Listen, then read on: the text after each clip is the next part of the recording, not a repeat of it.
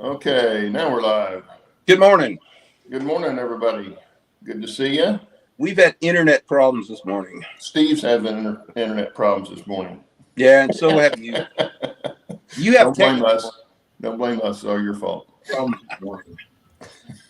Anyway, Jerry's here and Bill's here. Dennis is vacationing with his wife this week, so he's not here. But anyway, I think we got a fun show for you today, as usual. And I know I've got a few things I can show you. I don't know how many of you guys were watching the show. When did we do that? Thursday? The beans, the last beans we did. It was You going got a new pretty nickname. well, and I decided to drill some holes to put some more lights in my yard. And let me get this picture pulled up here right quick. Oh, if I can do it. I've got all these others up here.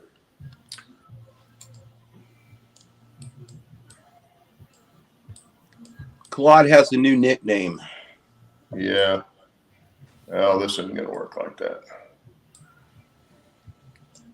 Well, while you're doing that, we'll say good morning to everybody. Yeah, say good morning, everybody, and I'll get the picture pulled up. Here we got Digger. We got Rob T-Man. Allie, good morning, Allie. Bernard. Almar. John Tanzillo. Oh, Dwight Curley. And Grandpa Rails. John, how are you doing? And I think that's everybody. Did I miss anybody? We've got Jerry in there, but he doesn't count because he's here. Good morning, everybody. Okay, I found it. I have to get it behind all the other pictures I've got on here. Anyway, I'll show you the picture first and see if you can guess what I did.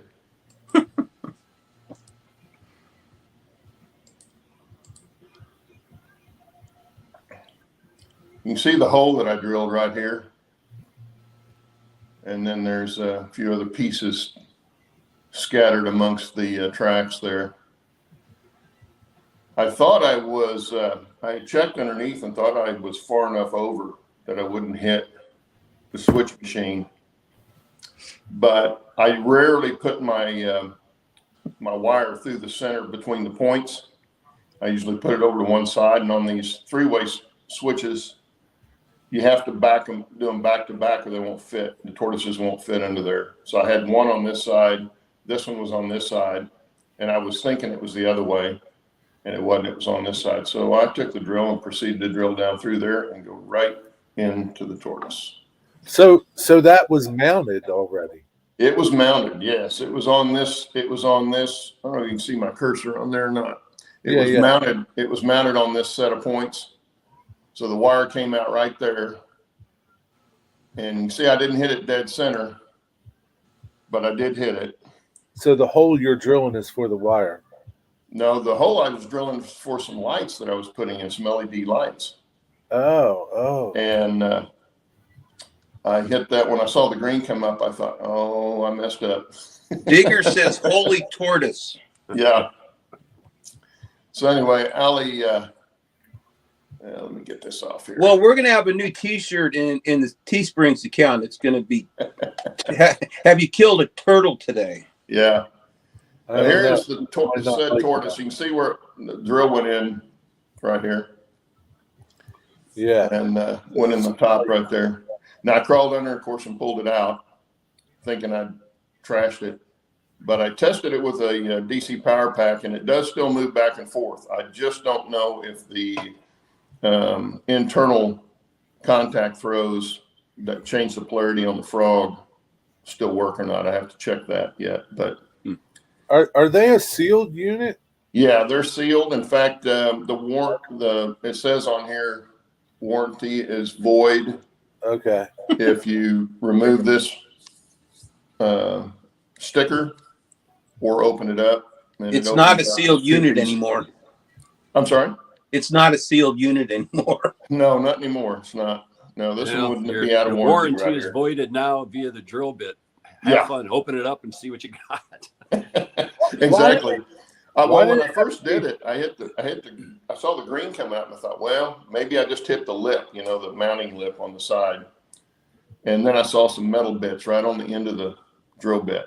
So I did hit some metal down in here, but like I say, it still moves back and forth. I just don't know if the contacts are going to work on it or not. Why do they have to be so big? You know, I don't know. I've never had one of these open. I know there's videos on YouTube where they open them up and fix them. But I've never had one open. Hey, So I don't Claude, know why they're so tall. Digger wants to know if the warranty says if it's void, if you drill a hole through it. I'm sure it probably would be. It doesn't say that, but I'm sure it probably would be. And Rob says that should go on our not what to do show. Exactly. That's definitely what not to do. Of course, now see if I'd have been underneath and drilling up, and then I'd have drilled through the track or something. So, yeah. Well, at least you didn't drill through your finger. Live and learn. Anyway, yeah, Ali said I needed a t-shirt that said tortoise killer or turtle killer. So anyway, so that was the first thing I did. Let's see, let me find the other. Oh, then Ali sent a picture last week, right at the end of the show. And I didn't get a chance to put it up on here. Oops, I want that one, I want this one. Let me get this on here. And Bernard says you need to add a turtle cemetery scene to your layout. yeah. Okay. Bill, do you have tortoises on your layout? No, everything that I've got is manual throws. I use Caboose Industries ground throws, and the Right. ones that can change the polarity and power the frog. And how Yeah, about you can. They do have one that has that on it. Yeah, and they work really nice. Okay. This doesn't look really good. Here, let me expand this so we can see it better. There we go. Allie had seen a picture. Oh, I didn't get the other picture up here, Allie. There's a railroad in Western Australia that has this color scheme. Of course, they don't have the back on track on there, but it's a black and yellow color scheme. And she was trying to find a side view of one of those to do it and couldn't find it. So, but she found this picture and did put it on there. So she sent that to me, and I thought that was pretty cool. Might have to do one of those for the layout. And then if we could get the BoxCar back around, that'd be good too. Claude, do they have modern equipment for your scale? Yeah, it's HO scale. I'm HO scale. Now, the other part of the narrow gauge part of it is just narrow gauge. So the rails are, scale 3 feet apart as opposed to 4 foot 8.5. But I have standard gauge on my layout, standard HO gauge on my layout too. Oh, So I can run any HO, pretty much any HO equipment. I don't know if a big boy would go on there. I've got a Challenger that'll run on it. So where's your although it just looks kind of funny. Say again? where's this narrow gauge that you have? On the same layout? Yeah, So it's in the same rail? some of it is, yeah. Some of it's dual gauge rail. That's the whole reason I put the standard gauge in the layout, was so I could get the dual gauge rail, because it's pretty cool looking. Mm-hmm. Oh, But it brings its own challenges. So you have to line up, when you're putting turnouts back to back for a crossover, you have to have the narrow gauge on one side, say on the left side. The turnout facing it has to be narrow gauge on the right side, so that when they come in the middle, they meet. So you have those kind of considerations to have to. Hey, we had Evan pop in. Good morning, train builder Evan. He can't stay, but he got to go to work. But Well, he's here, so we can blame him for all the we computer were problems. talking about you, Heath. It's your fault. Hey, we're gonna have to have Evan back on and show everybody what he's been doing. Man, he's been Yeah, he's building that Thomas train right on up. yeah, and Annie and Clarabelle. Yeah. Well, and then the other thing we were talking about, I think I talked about on the show, or maybe it was last week, we were talking about one of the pictures I had found that had a very narrow area for the track base to go on. this is on the Durango and Silverton. And I'll show you these here right quick. Come here. Oh, and we got Roy popped in. Good morning, Container Man. Oops. Okay. This is the High Line on the Durango Silverton. This is the place that most people take all the pictures, and for good reason. You can see where they've got it shored up in this area right here. Most of this is pretty solid rock, but they do have some fill areas. This one wasn't too bad. I've got a picture of one around the corner that's even better than that. And we actually, on this particular trip, right around the corner here, we ran into some hikers and their 2 dogs, which is illegal. They're actually trespassing up in this area if they're on the railroad line. But they had to cling to pretty much to the precipice to let the train go by. And they only go through here about 5 miles an hour for good reason. But here's the next picture. Here's another picture of it. This is around the corner a little bit. And you can see how deep the gorge is. And this is higher than it was when we were at the High Line coming around that corner. It's about 400 feet down to the water. Here, it's probably about 300 feet down. And I took this trip with my wife. That is not her. But you can see here some of the fill area that they put in and how close it is to the edge. So it makes for a good view. But it Yeah, Roy wants to know why people don't take more pictures of the drop-off. He wants to see how far it is to the ground. Oh, it's quite a ways to the ground. Now, as you know, as we head towards Silverton, you start coming up to the river. Now, this is an area where it's about 300 feet to the water, 350, something like that. This is pretty close to that same spot where the lady was hanging out the car.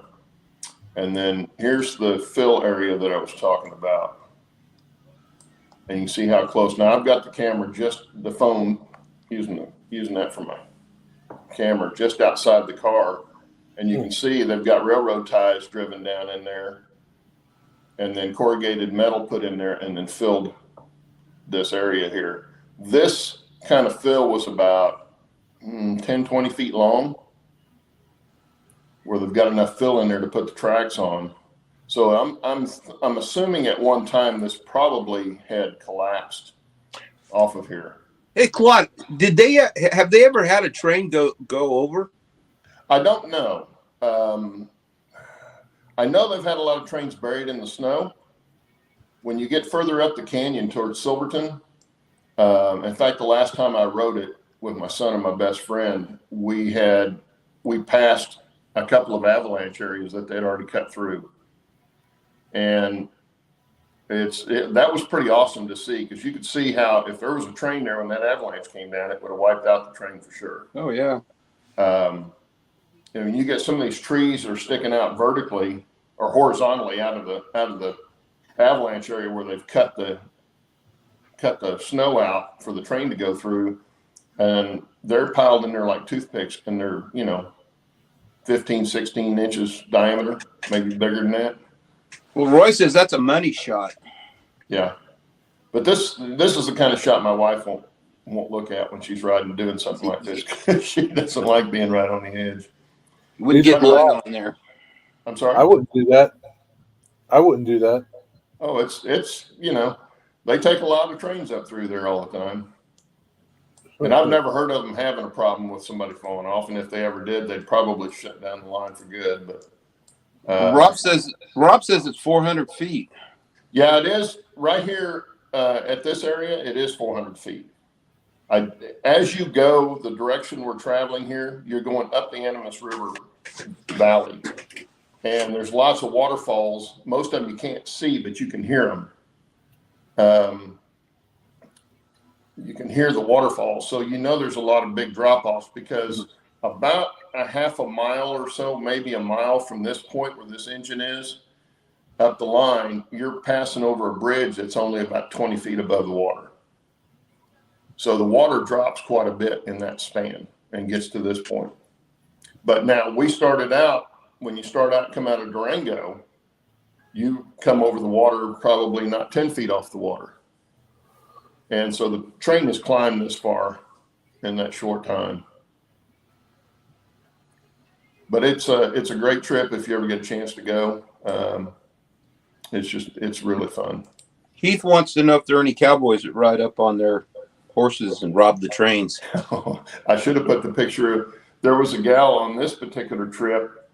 She's Indian, American Indian, and she's got her ceremonial dress on, I'm assuming is what it is. And she met us at a couple of the road grades.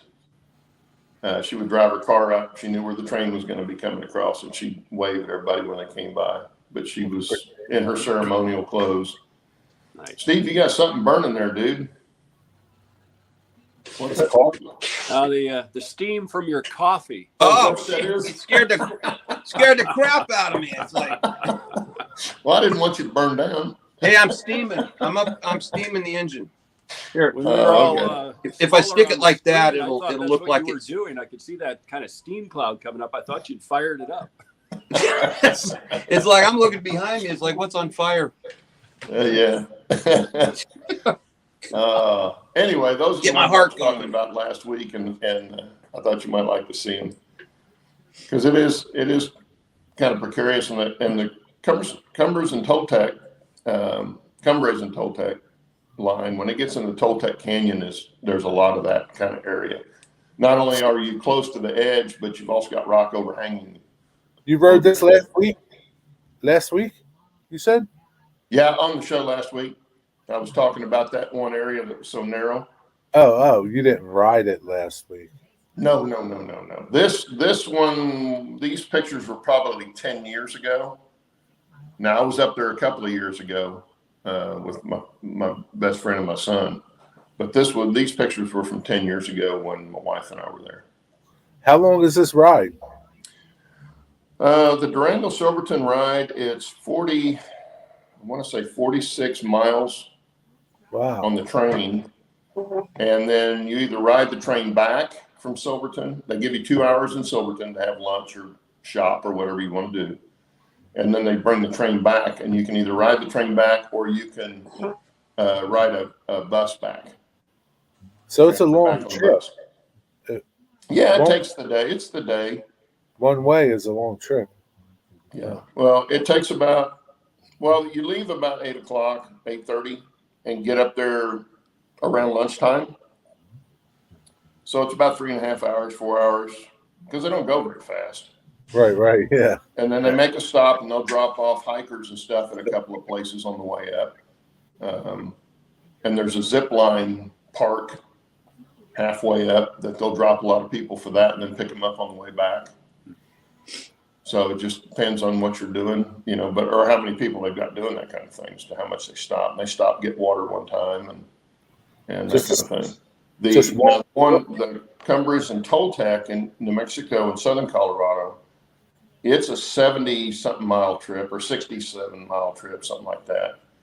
And it takes most of the day to get to Silverton if you come out of Chama, and then you ride. It's a 1 hour bus ride back.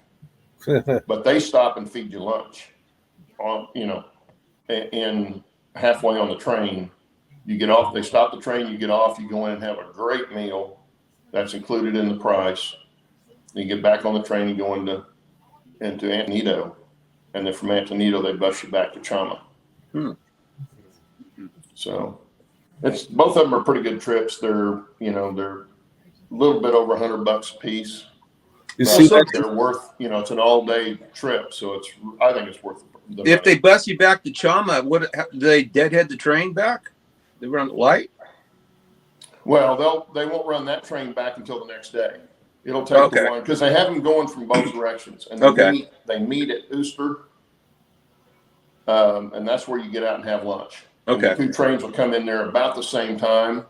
Everybody gets off and goes in and have buffet lunch, and then they get back on their trains and head off. They also have halfway trips, that kind of thing, where they come halfway, go back. There's all kinds of different trips that you can take. But So is there always just one locomotive? sometimes they'll double head, but that's usually for special photo trips and Okay. stuff like that. Now they had one triple head when they were running the snowplow a couple of years ago. They got it refurbished and they were running the snowplow and they had 3 engines behind it. Mm. That's a pretty good sight, and it's on YouTube. You can Yeah. look it up. But they had three engines blowing steam like crazy, and of course, then the rotary is a steam powered rotary too. So they had a lot of. That's steam an impressive video. That's fun to watch. Yeah, it was fun. I want to see what Bill's done since his update that he did yesterday. Yeah. Man. I can show you. It's behind me. So, Claude, I was really fascinated looking at your pictures because that's kind of where I'm at on this right now. Let me pull the phone off. Here, let me get this. So I'm on the other side of the center module this week. So I'm working with the Sculptamold, putting that in. Oh, wow. Yeah, so I'm getting my, this side, the rock is going to be nearly vertical. Let me get over here. You can kind of see how I'm doing it a little better. So it's going to be vertical from the O-scale bridge all the way up to where the ON30 is cutting across. So I got the basic Sculptamold is put in place. And then this afternoon, I'm going to start getting the plaster out and start doing my plaster work on this. Got my support cut for where I'm going to have the trestle for the ON30 cutting across over itself.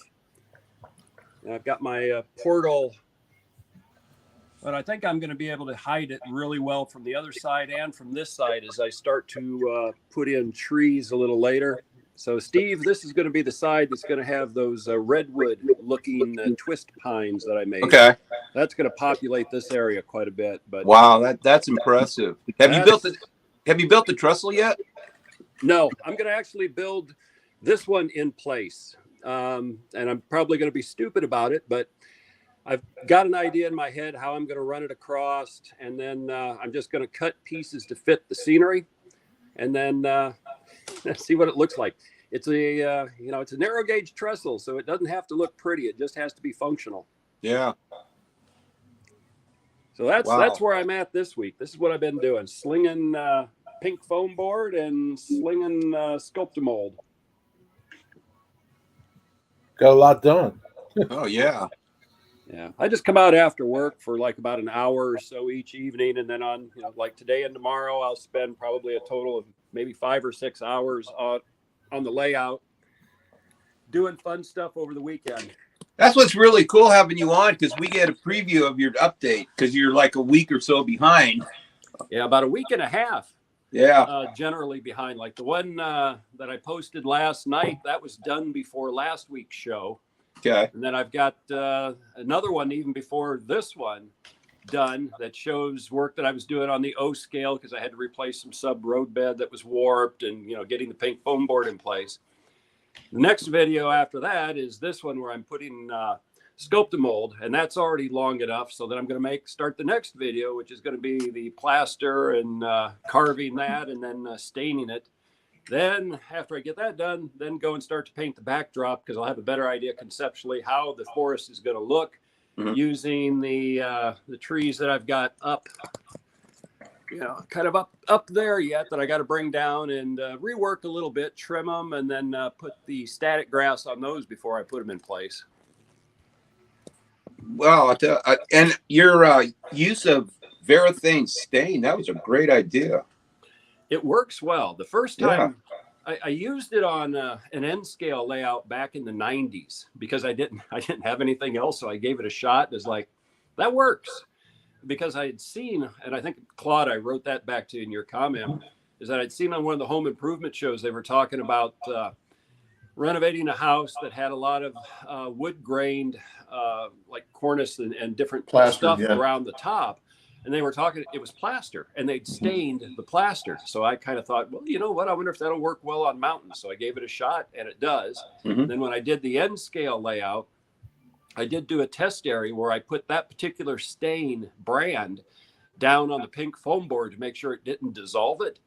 And it didn't. It sat there, and the pink foam board had absolutely no reaction to it. So that's why I'm not too worried about slapping it on and getting it on the pink foam board, because at least that brand will not interact with the pink foam board. Mm-hmm.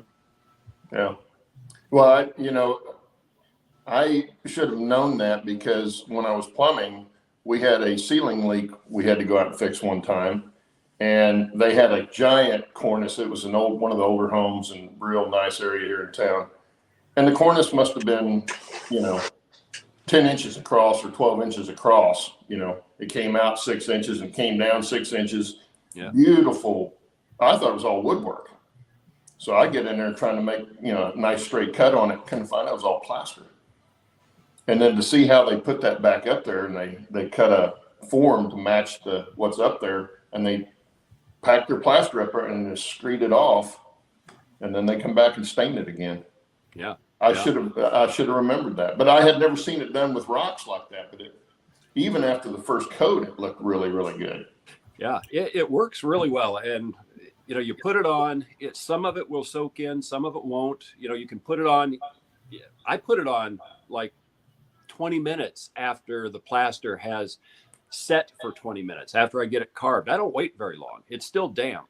So it'll soak it in. There'll be some stuff at the surface. Then you use the paper towel or whatever you want. You wipe it. That adds more texture to the rock, smooths off some of the high areas, leaves some of the stain in the crevices, kind of darken those up.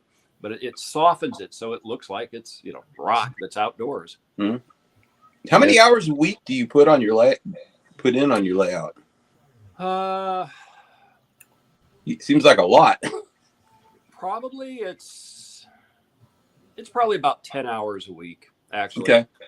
Weekends I'll put in 2-3 hours as I'm doing other things each day. So most of it's on the weekends, about 5-6 hours. And then, an hour or so after work, I'll come out, putz around for a while, and then go do other things. Heath wants to know how you have, for most people, you have the energy to do that after work. Well, since I'm working in the house, I'm not using a whole lot of energy, except on the keister where I'm sitting all day in front of a computer. So getting up and moving around actually feels pretty good. And Lehigh River says you got a magic wand. I wish. I just try things and I experiment. I like to do stuff and just use what I've got, because as much as I like to go to home improvement stores to get things or to order stuff off eBay, and I do, but a lot of stuff is just experimenting. Well, what if I try this? If I do this, what's it going to look like? My philosophy is, and it kind of relates to work a little bit, is I will do what I call work packages, in that each week, at the end of a weekend, I sort of assess like, okay, I've got this area done, or I'm to this point. What do I want to accomplish during the week? And then I'll sort of think, well, okay, Monday night after work, I'm going to do this little bit here. Tuesday, if I've got time, I'm going to do this. If it gets pushed back, it gets pushed back. But that way I'm doing small amounts. I'm making small progress every day in areas that I want to do. And over time, it accumulates. So like on the other side of this, I've got that one scene mostly done. I've still got work. I got plenty of work that I'm going to do on it, but I can come out and I can run trains through that now, and I can have fun because I've got something that is reasonably completed, while everything else is still, bench work and wires and whatnot. Yeah. Yeah. Yeah, and it looks fantastic. But I'm gonna try that stain next time I do, because I've still got some to do on the other half of the layout that I'm not on right now. Yeah, hopefully it'll give you good results. It's easy once it's on and you wipe it off. You can always go back and add a darker stain, or even go over it with acrylic paints. I did that on the N scale. Is that some areas I wanted it a little bit different shades, and I'd go in on top of it once it had cured a little bit, and then touched it up with acrylic paints to just kind of change some of the coloration, and that worked pretty well too. Yeah, well, that's kind of what I did on my on my main mountain and all my rock work and stuff. Is I just went in and I put acrylic paint on there, take a paper towel. I get too much, dab it off as I was going, come in with the next color and do the same thing. And pretty soon starts looking like something, and it's it's pretty easy. You don't have to be real particular with it when it's rock. Well, I was impressed with your N scale. You caught my attention last year with one of your updates, and I was just really taken in by your rock detail and how you did it. Yeah, well, it helps that I'm a geologist, so I kind of am familiar with some of this stuff. So, got plenty of experience out, thumping around in the woods in different areas to kind of know what I want from the rocks, and then just you slap it down and you do some carving, and you can get some good results with actually not that much effort. Yeah. Yeah, and I like that layered look. I'm gonna try that too. I didn't do any carving. I used rock cast on places where I wanted that kind of look, but that takes a lot of plaster. Some of those casts are pretty good size, and it takes up a lot of plaster to make one. I used to have a bunch of the Woodland Scenics rock molds, and that's back what in the '90s when I was doing an N-scale layout, I was making some of those, and like you just said, you're using a lot of plaster for not necessarily a lot of benefit. That's when I got the, my idea at that point in time was, just take a spatula and literally onto the plaster cloth, and then started carving it, experimenting with different directions and thickness and playing with it a little bit. And, once you get started, it's like in nature and rocks, originally it's horizontal for the most part. There's some rocks that are not formed that way, rivers where you get inclination. But, if you're working in mountains have been pushed and shoved and crumpled. So what was horizontal suddenly becomes vertical or near vertical. And as long as if you're carving parallel lines in whatever direction you want your rocks to go, it's going to turn out and look pretty decent, because that's just how nature is in the Appalachian Mountains. You're driving down the roads and you're seeing rock that, let me get my hands, sort of like this. So if you're carving parallel lines to that, it's going to look like the rock face in different angles. So on the other side of the layout, I carved it horizontal. And then, like you're seeing in here, by the time I get the plaster on and carved, it's vertical rocks. This is like where it's really rugged areas, massive bedding, just a lot of stuff that's sticking straight up out of the ground, essentially. Yeah. Well, he says if you're a geologist, but you work from home, do you have rocks at home? Well, I used to be a geologist, so I'm not anymore. I work for Amazon doing a completely different field because it pays much better, and it has for many years. But I was an environmental geologist for 10 years back in the 90s. And that's where I got my degrees in geology. I'm still active in it. My office upstairs literally has hundreds of geology books, and I've read just about all of them. But I'm doing something different now just because it pays a lot better. No, I think geology is fascinating. I just watched the program yesterday on the geological history of Colorado, going back from however many 100 million years ago till now. And it's just incredible what it's gone through, why things look the way they do. Yeah. And, once you look at shows like that, or you look at books, and then, on our model railroads, we can emulate what we see. It's just a little practice, a little plaster, and then some, coloring, however you want to do it, acrylics, paints, dyes, whatever works. Recreate the world in miniature. Yeah.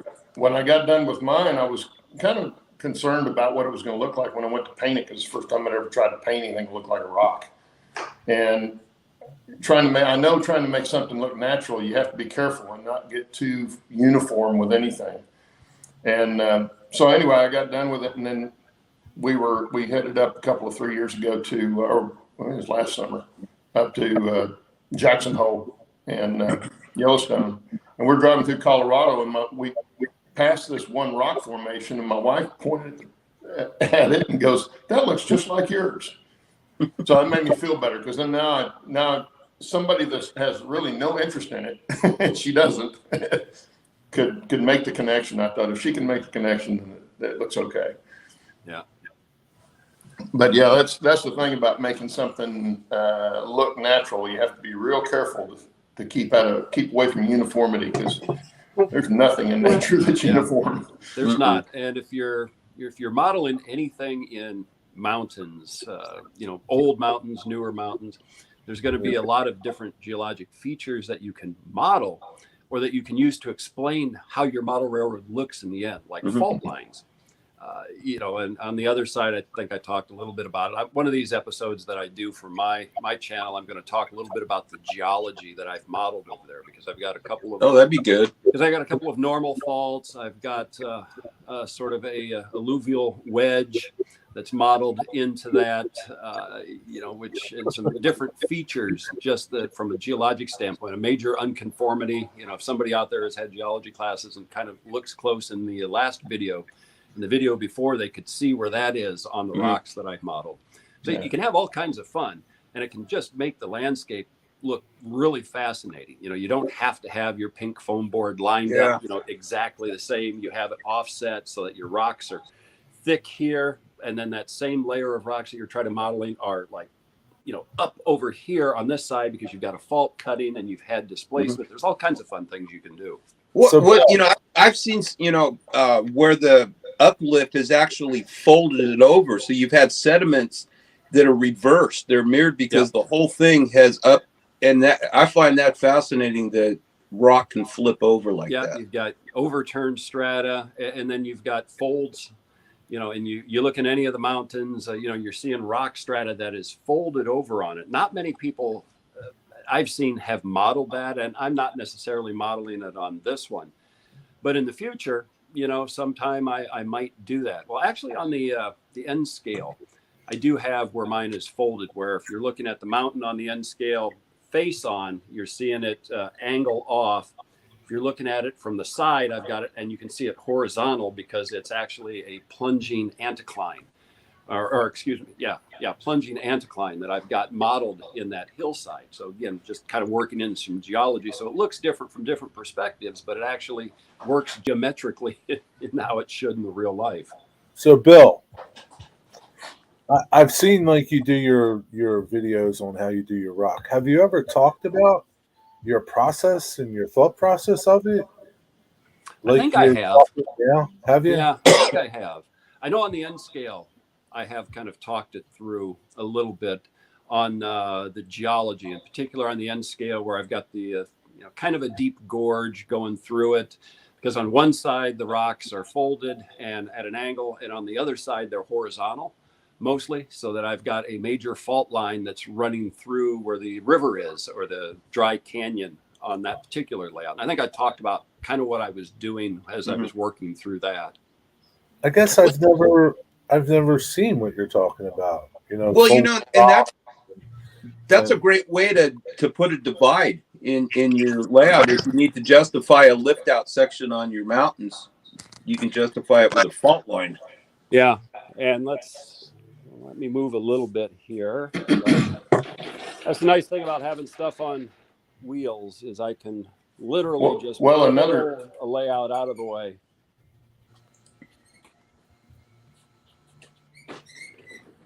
Yeah, another feature that I know in Colorado is fairly prominent are lava uplifts.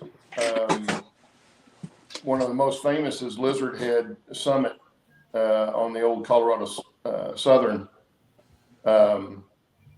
is one of the prominent features, and it's just a big chunk of lava that came up. I don't know if the mountain eroded around it or if it pushed up, but it makes for an unusual rock formation. Yeah, probably was both. It probably was an intrusive lava, and then the surrounding sediments eroded away from it. So, Jerry, like on here's for the the N scale. So like I was saying, on this one, on a face-on view from this angle, the rocks are mostly horizontal. I get over to here, and you can start to see that they angle down because you're changing your perspective as you go around the mountain. Then you get over into here, and you've got rock that are not vertical, but definitely at steep angles. So in this area here, I've got another rock right in here at that same angle. Some over here that are at about the same angle. But then over here on this little ridge and the rest of the rock over here, it's nearly horizontal, although tilted a little bit that way. Yeah, see, that seam to your right of that tunnel that you're showing, that's what caught my attention last year. That right there. Yeah. So That in looks my like- world, there's a fault line that's running down through here somewhere. And the stream is sort of following that crack in the ground. Because even in the stream, you can still see it's angled this way, but the direction's just a little bit different. Well, that looks a lot like if you've been to Denver and you see the Front Range Mountains there, the Flatiron Mountains. Yep. Yeah. It looks just like that. Yeah. A little bit And that's darker the, color rock, but the strata looks the same. Yeah, and that's the intent. And then even though where I've got it kind of parked, I can't lift it. I've got it where this whole top will come off. It lifts right off of it. And then I've used scenery just to hide the seam so you can't tell. But if I ever need to get under here, and I use this actually as storage, I can take the whole top of it right off the top of the mountain. That's a good idea. I'm always looking for some place to put stuff. Yeah, I've got all of my little plastic boxes kind of stored under there. Yeah. Because I'm finding the further I go with my scenery on my layout, the less room I have to set stuff. Yeah, I'm like out of storage room in the garage. I've got. Gee, I wonder why. Yeah, I don't know. I've got a little bit up there. Maybe that'll be where the next layout goes, up at the ceiling, and I'll just watch it from a ladder. Get your binoculars out. But here, I'll go show you again just a little bit of geology on this other side here. Let me move my scenic materials out of the way. And that looks like my bench right there. Mm-hmm. Looks like my shop. Yeah. Well, my layout looks like that when I'm not filming on it. Yeah, it's good storage space. So over here, just from a geology standpoint, I've got a major unconformity running through here because I've got angled strata that terminate right here, and then I've got horizontal strata on top of it. So, a lot of erosion at some point in the geologic past has planed this off, or maybe there's been a fault action, a thrust fault, but it's got different strata on it.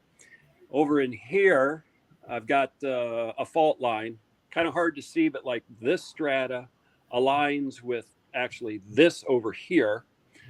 And then you kind of get this area right in here, which sort of pinches off. This is probably like an alluvial channel, like an old river channel that etched into the rock, again, distant past, and then it had more rock laid on top of it, faulted, crumbly rock there. Goes over into here, another small fault that offsets things just a little bit, softer rock that I put in like here where it eroded out, that left like a little shelf into the rock. So, you can have all kinds of fun in doing stuff like this. Yeah, and it helps you hide a mistake with pink foam board that you can't. Oh, yeah. Sculptamold and plaster do wonders with hiding pink foam board. Yeah. That looks amazing. Yeah, for sure. Yeah, I wish I'd have known, Bill, when I started mine. Because then I could have done some of that stuff on the mountain. I still wouldn't have known what I was doing, but Oh, it's fun. All you got to do is get a picture book of areas that you like, photographs of mountains, and you're going to have all kinds of sources of inspiration for what you want to see on a layout. Oh, yeah. Yeah. Well, in fact, I've done that. I've got a backdrop, and my backdrops are all of Southern Colorado. And in one of them, in the far distance, not in the far distance, but the medium distance, there's one of these lava, I don't know what you call them, but anyway, intrusions that came up. And you can tell that's what it is because it's dark rock. Yep. There's not a lot of stuff on it, not a lot of dirt around it. Well, I needed a seam break in that corner between my backdrops. So I just took rock and went up and kind of emulated that same seam. Yeah. And so it fits real well. Otherwise it would have looked really funny the way I did it. But because that other one is just right there over a little bit and further back in the distance, it makes sense. Yeah. You can use all kinds of fun stuff to hide things. Mm-hmm. And again, rock and different things like you're talking is probably an igneous dike. If it's sort of vertical to the land around it, probably is in a radial pattern. There may have been a volcano there, who knows how long ago. And that might have been a feeder that sort of went into it or erupted on the surface long ago. All kinds of things you just don't know, but it stands out, and it's something. But it's there now. Yeah. Heath, yes, I'm done with the mountain in the main part of it that holds the helix. Other than maybe putting some more trees on it at some point.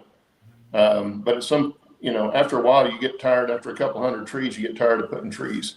So I have not put any more trees on it, but it needs more trees. But yeah, for that part of it, I'm done.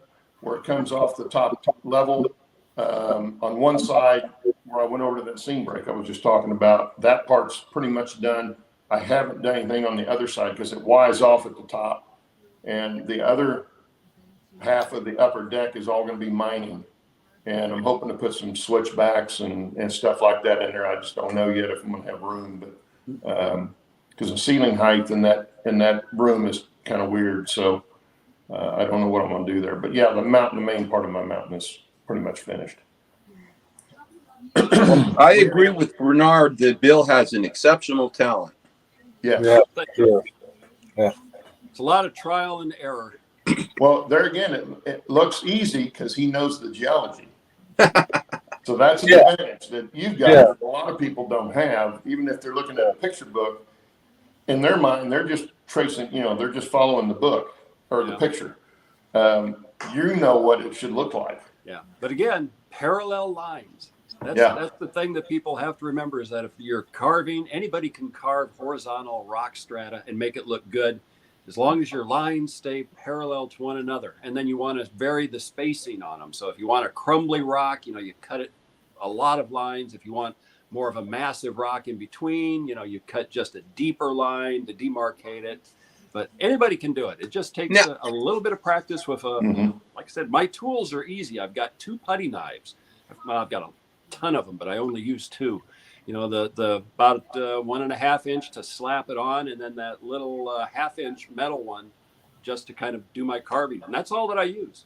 How long do you wait to carve after you put the plaster on? This stuff is quick dry, which is why I only do it in small batches. I'll do basically a quart container. I'll do it. I'll put it on, and I might be able to get 2 quart containers, which again, not full, but just a batch on, and then I got to start carving, because this stuff will set within a matter of about 10 minutes. Yeah. You can work, and its work life is less than 10 minutes. So you get a couple of them on, and then you can go back in and you can do some quick forming, and then you can carve it.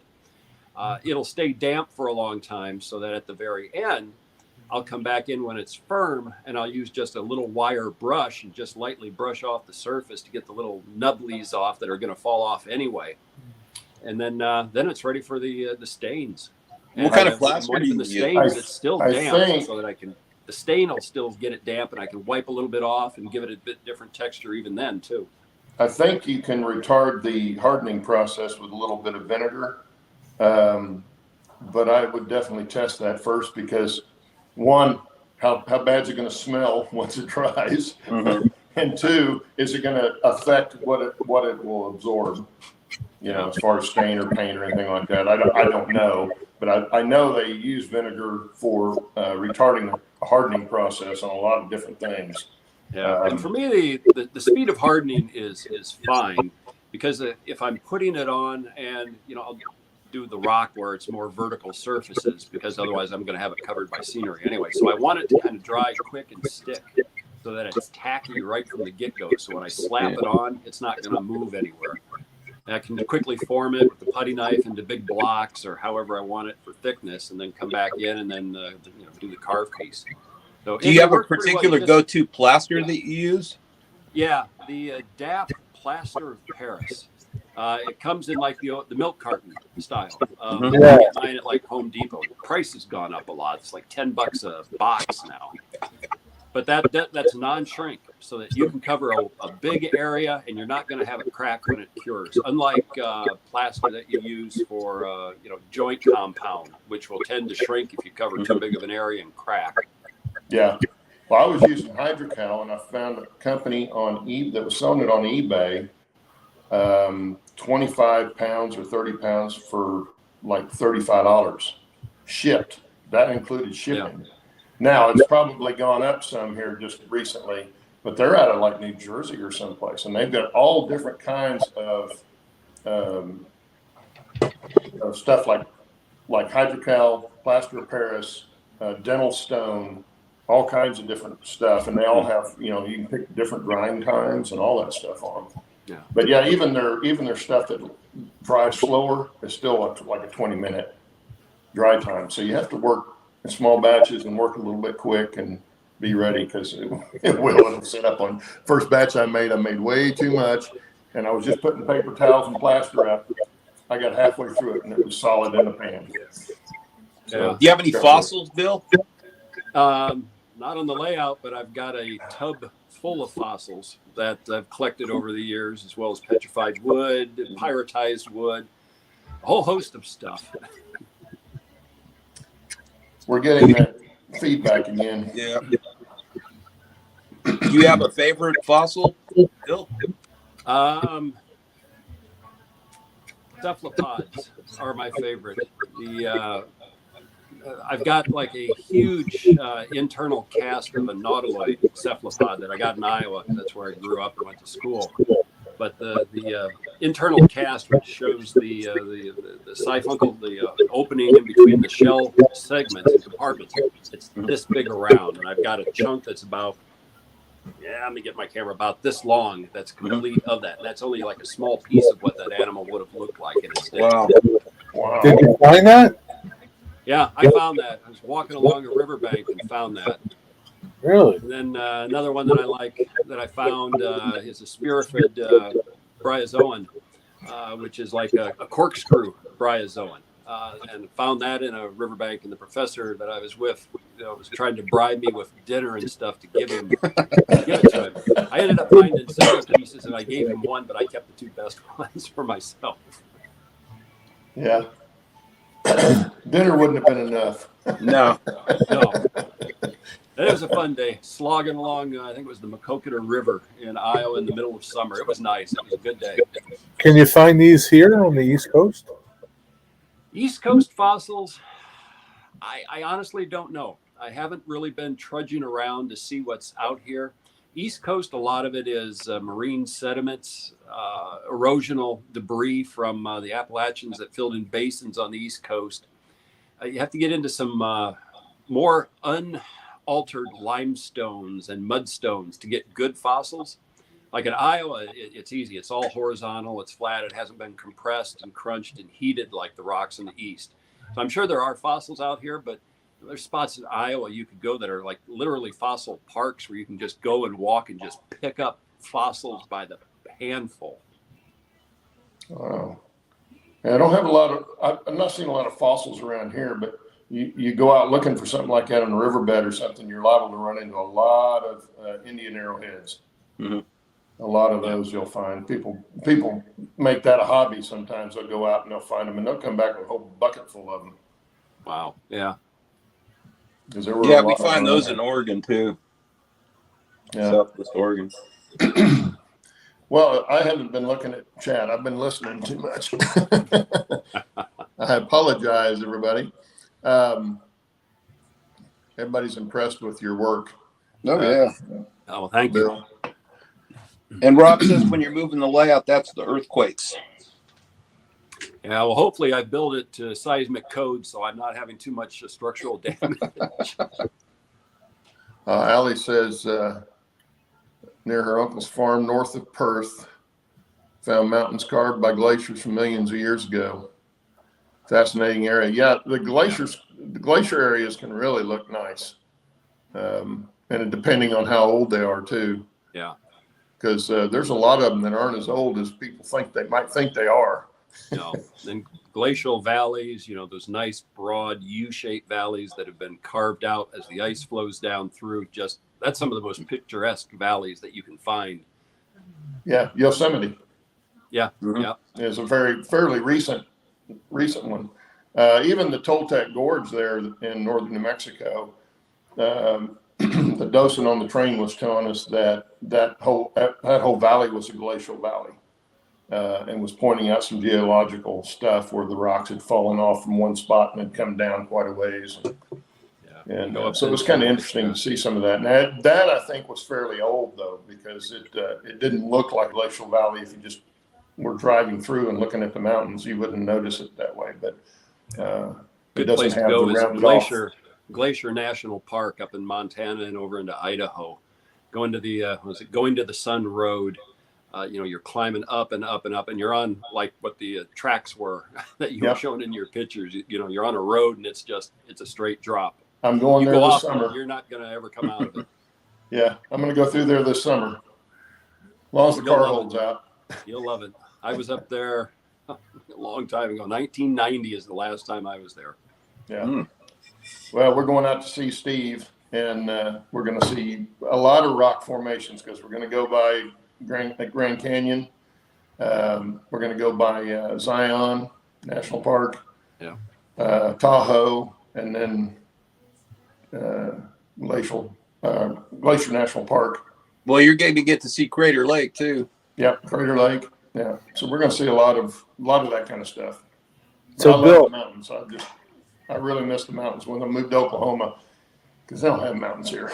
Yeah. They call them mountains, but I said those aren't mountains. Bill, as a geologist, what's your favorite area for rocks? For rocks. Well, I mean, for what you like. I mean, for Yeah, for what I like, and if I could, and maybe when I retire, but I have to talk the wife into it, is in and around Missoula, Montana. That's where I went for field camp when I was an undergraduate in geology in the Tobacco Root Mountains. So northeast of Yellowstone, deep into the heart of the wooded mountains up there, which is kind of, again, where I love to emulate mountains because it's just beautiful scenery. I can remember in field camp, we were going out to go to a study site, and I was looking out the back window, and our van had just passed, and a mountain lion jumped out and crossed the road right behind us. It's just, just nature in general, and that particular area is just unbelievably beautiful. yeah. Yeah, we saw a lot of stuff in Yellowstone, and of course we went up in 2020 during the pandemic, so there was a lot of people there, but not nearly as crowded as it normally is. Yeah. So we saw, foxes and wolves and coyotes and everybody stopped to look at the buffalo, and I'm like, we got buffalo 30 miles from here, herds of them. Yeah. So I wasn't impressed with the buffalo, although it was kind of cool to see them in Yellowstone up there around the lake, up on the side of the hill and stuff. That was pretty good. Here they're on the tall grassland, so they're on the flat and look the same, but out there it was really nice. Beautiful country up there. Well, Claude, Rob says you better leave room in your trunk because he's going to come along. Say again? Rob says leave room in your trunk because he's coming along. Oh, okay. Yeah, you can sit in the back of the dogs. We'll have lots of room. As a Philly boy, we don't see rocks. We don't have mountains or rocks there. It's interesting to hear how they all form and all the different reasons why they're like that.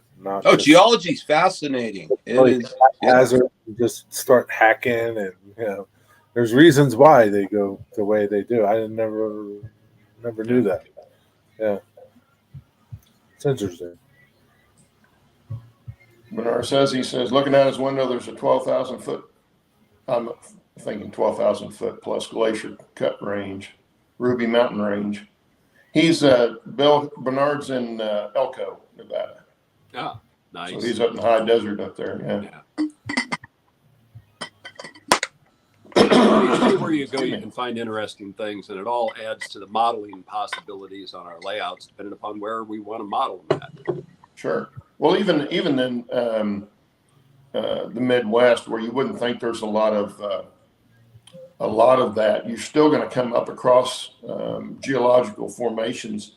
I remember going through Tennessee years ago, and we camped in a little KOA by the highway, but they had a trail that walked off south of the camp, and it went out to an overlook. And I mean, the views I showed you early in the show today, that was nothing compared to the view of this. And you wouldn't have thought it was there because there's so many trees and stuff, but it was just, and I don't remember what river it was, but it's very, very far down.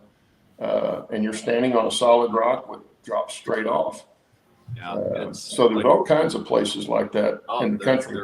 There is. You know, I live in Richmond, and if I go about an hour and a half west up to Charlottesville, and you get into the Appalachian Mountains, and you're driving like on Interstate 64, you're coming across spots where it's like that. You're coming up where there's overlooks, and you know it's hundreds of feet straight down. You're overlooking valleys. You know, you've got rocks and mountains on one side of the road, and you know it's everywhere. You just kind of look and enjoy it.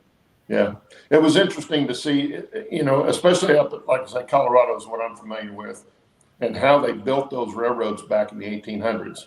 Because I know the Cumbers and Toltec was done. They graded that whole roadbed for the train with wooden plows and donkeys.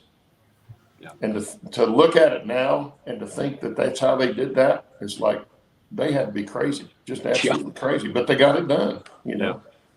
And it's amazing kind of some of the stuff that they did. Well, we're at the end of our hour. Yep. Always goes by fast. Yes. But great. yeah, glad everybody could come and be here today. And let us know if you've got any other topics you guys want to talk about. I know we rarely have a topic to talk about until we get on the show, but it always works out, I think. Yeah, today was geology. Yeah. Today was geology, yeah. There we go. It was good. But yeah, thanks for showing up, guys. And Bill and Jerry. Yeah. And Steve, thanks for being here. And hope everybody has a good rest of the weekend and another good week. And we'll see you next week. See you next Saturday. Take care. See you, everybody. Have a Take good care, day. guys.